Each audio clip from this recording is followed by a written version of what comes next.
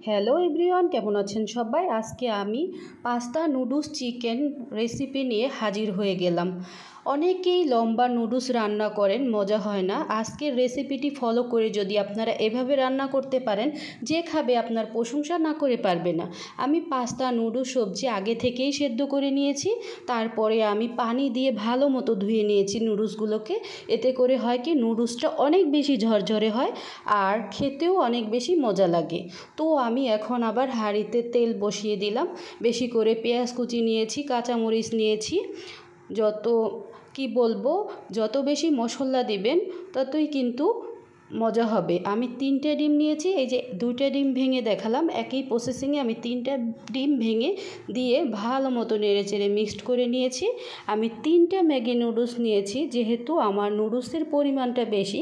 আপনাদের যদি নুডলসের পরিমাণটা কম থাকে তাহলে আপনি মশলাটা একটাও ব্যবহার করতে পারেন, আবার 2টাও ব্যবহার করতে পারেন, কারণ নুডলসের মধ্যেও 2টা মশলা থাকে।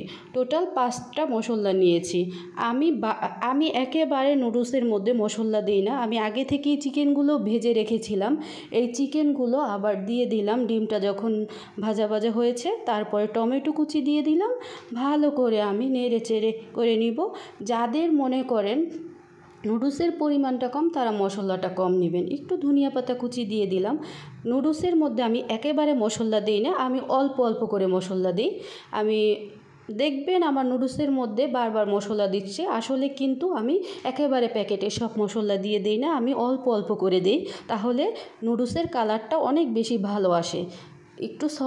আমি ঘরে বানানো সস দিয়ে দিয়েছি। আপনারা যদি ঘরে বানানো সস থাকে তো দিবেন, না হলে প্যাকেটের সস অথবা কিনে আনা সস দিয়ে দিতে পারেন।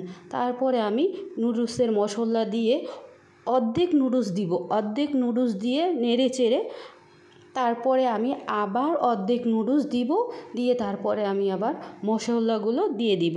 তাতে করে হবে কি, মশলাগুলো নুডলসের মধ্যে ভালোভাবে মিক্সড হবে আর খেতেও অনেক বেশি ভালো লাগবে। আমি এইভাবে নুডলস রান্না করলে আমার বাচ্চারা, আমার হাজব্যান্ড সবাই অনেক বেশি মজা করে খায়। এই ভিডিওটা ঈদের দিনের স্পেশাল রেসিপি ছিল। আমার ঘরে যখন অনেক স্পেশাল কোনো মেহমান আসে, তখন আমি চেষ্টা করি এমন করে নুডলস পাস্তা রান্না করার জন্য। তাতে করে হয় কি, যে খাবে সে আপনার প্রশংসা না করে পারবে না।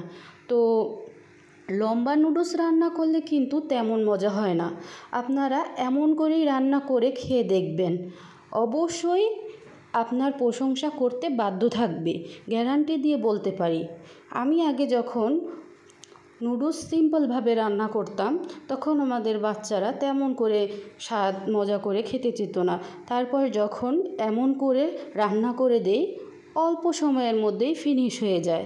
ম্যাগি নুডলসটা আবার তেমন মশলা দেওয়া লাগে না, এমনিতেই হালকা মশলার উপরে রান্না করলেই হয়। কিন্তু এই নুডলসটার জন্য একটু মশলা দিলেই অনেক বেশি ভালো হয়। তারপরে একটু ধনিয়া পাতা কুচি করে দিয়েছি। দেখেন কতটা লোভনীয় হয়েছে। আমার ভিডিওটি যদি ভালো লেগে থাকে অবশ্যই লাইক, কমেন্ট, শেয়ার দিয়ে পাশেই থাকবেন।